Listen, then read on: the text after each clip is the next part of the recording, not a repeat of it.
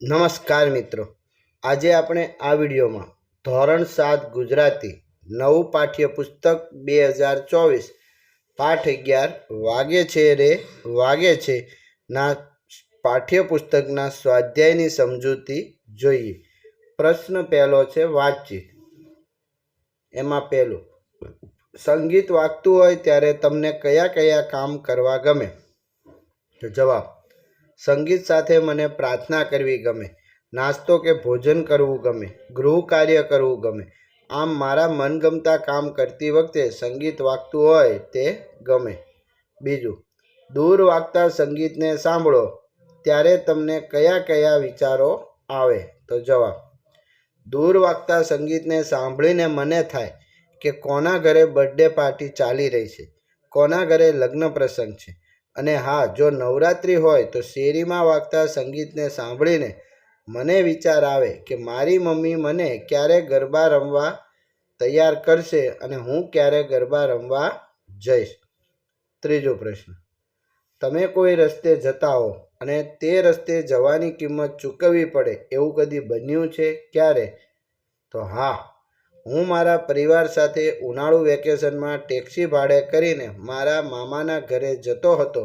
ત્યારે રસ્તામાં toll tax માટેનું બૂથ આવ્યું. ત્યાં અમારે ટેક્સી ઊભી રાખવી પડી. પછી ટેક્સી પર લાગેલા ફાસ્ટેગથી તે રસ્તા પરથી પસાર થવાનો કર ચૂકવ્યો હતો. ચોથો પ્રશ્ન, તમે ક્યારે ક્યારે રાસ ગરબા રમો છો? તો જવાબ, મને ગરબા રમવા ખૂબ ગમે. હું નવરાત્રિના 9 દિવસ, શરદ પૂનમની રાતે, સોસાયટી કે પરિવારમાં કોઈના લગ્ન કે પ્રસંગની આગલી રાત્રે ગરબા રાખ્યા હોય તો ગરબા રમું છું. પાંચમું, કોઈને જોતા વેત આપણું દુઃખ દર્દ ગાયબ થઈ જાય એવું બને ખરું? કોને કોને જોઈને?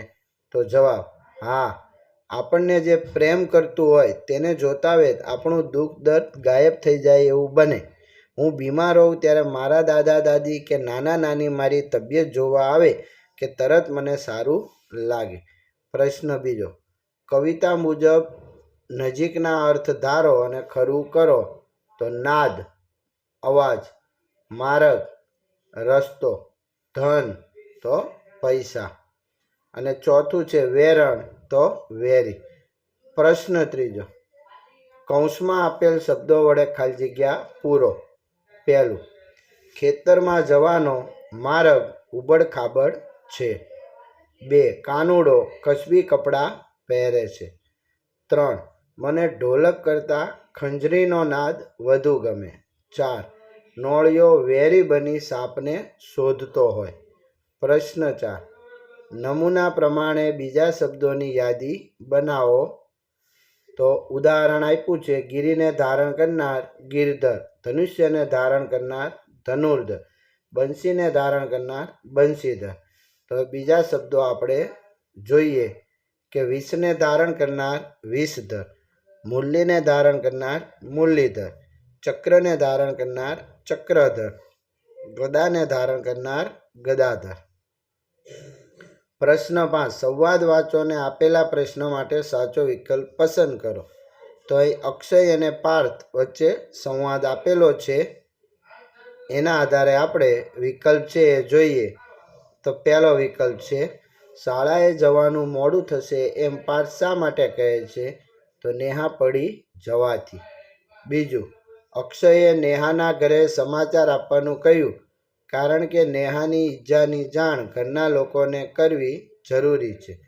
ત્રીજું, પાર્થની જગ્યાએ તમે હો તો શું કરવું?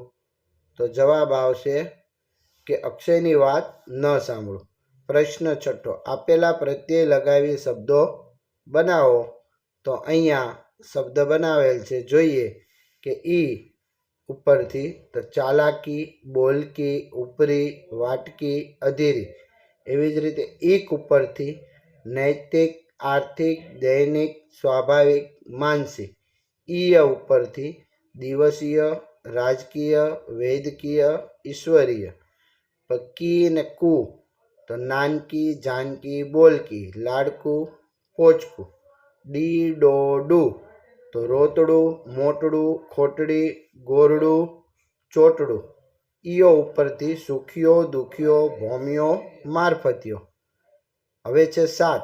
તમારા પાઠ્યપુસ્તકમાંથી આવા ને એ સિવાયના પ્રત્યે લાગીને બનતા અંગ વિસ્તારક શોધો. તો આ બધા જે છે એ આપણે આગળના 6થા પ્રશ્નમાં જોયા, એ આમાં શબ્દો લખી શકાય. 8મું, આ કાવ્ય સાંભળ્યા પછી તમારા મનમાં કેટલાક પ્રશ્નો થશે જે પૂછો.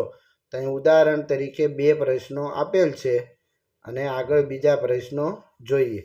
તો શ્રી કૃષ્ણને વાલો ગિરધર એવા કયા કયા નામે સંબોધવામાં આવે? બીજું, શ્રી કૃષ્ણ દહીંના દાણ કેમ માગતા હતા? તો આપણને ઉદ્ભવતા પ્રશ્ન, શ્રી કૃષ્ણ એકલા થઈને અને ઘણી બધી ગોપીઓ સાથે કેવી રીતે રમતા હશે? બીજું, શ્રી કૃષ્ણ ક્યારે ક્યારે મોરલી વગાડતા હશે? શ્રી કૃષ્ણ થનક થનક કેમ નાચતા હશે? પ્રશ્ન 9, કાવ્યના આધારે વર્ણન કરો. પહેલું છે વનરાવન. તો જવાબ, વનરાવન એટલે શ્રી કૃષ્ણની વિચરણ ભૂમિ. આ વનરાવનમાં શ્રી કૃષ્ણ ભગવાને બાલ લીલાઓ કરી હતી.